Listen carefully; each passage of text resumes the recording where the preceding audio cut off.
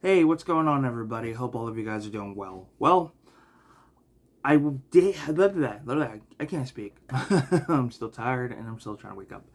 So, I tried to review. Well, I didn't try to. I had reviewed D3 The Mighty Ducks. Well, come to find out, my microphone died. So, I have to charge it. And I didn't realize that until after I finished the video. And when I went to go replay it, yep, it eventually cut out. So, now I have to redo the movie review. It's unfortunate. But nonetheless, D3 The Mighty Ducks, third installment of the franchise, the final film in the franchise, um, until we at least got the spin off TV series. But this, I think, was released in '96, give or take. Not 100% sure. But the plot on this is that the Ducks, or at least what remaining Ducks we have from the second film, uh, they are attending this private school, a very prestige private school, and they're kind of not welcomed by the varsity team. So throughout the film, there's this ongoing feud between the two. At times, they pull these pranks on each other, and it at times there's moments where it starts to jeopardize their future. And of course, Charlie's kind of resentful on a lot of things, and this new coach that's teaching the JV team, which is the Ducks, is not dealing with any BS. He basically tells them that the Ducks are done. It's time to move on and grow up, and it doesn't sit well with Charlie. So Charlie and another Duck kind of leave, but eventually they find their way back. Gordon has Emilio Estevez has a few scenes throughout here, like I think a total like 20 minutes. And the reason for this is because he was actually working on another film, and I think him and Joshua Jackson at this point had mentioned that they were not really wanting to do another one, which is unfortunate. But they stood their ground, and well, no one say stood their ground, but they did. Joshua Jackson did end up doing this film, and Emilio Estevez kind of worked out a deal with Disney. I think he wanted Disney to kind of back his new movie, financially, but so Disney was like, yeah, we'll do that, but but for we want a favor from you. Can you at least have a few scenes throughout the film? And Emilio Estevez was like, yeah, I can work that out. So they did. Of course, and I will say this is a spoiler alert, but and you've been warned, so if you haven't seen the movie, stop the video, go see it, and then come back. Hans, the character of Hans, does pass away in this, and that kind of, you know, uh, kind of helps the Ducks be more focused and kind of inspires them a little bit more. Now, at this time, they did end up recasting the character of Hans. The actor to come in to play this was actually the villain in Bill and Ted's Bogus Journey, who sadly I think passed away a couple years ago. And he's casted in this because I think the original actor who played Hans I think might have passed beforehand. I'm not 100% sure on that. But yeah, he was recasted.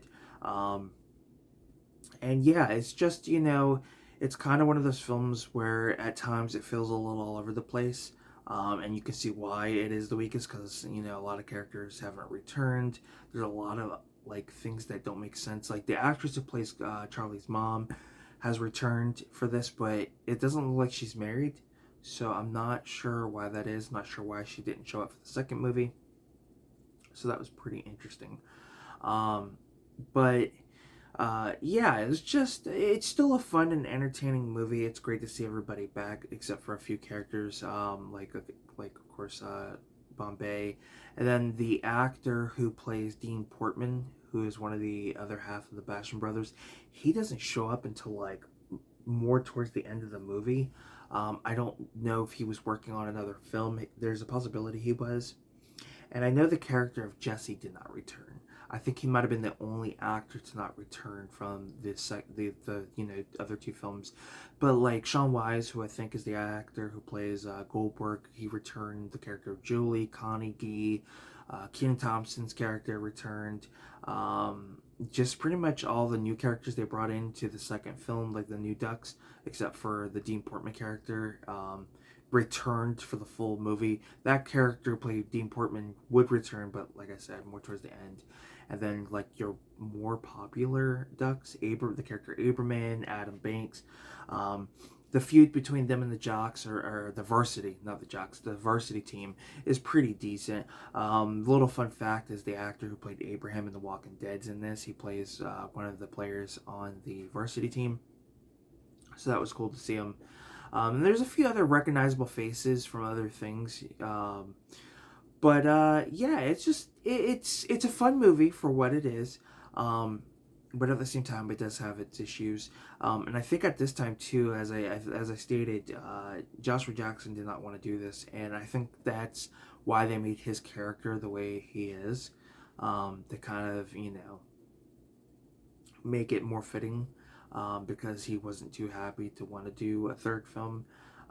So yeah, it is what it is. But I do find enjoyment out of it, in some way.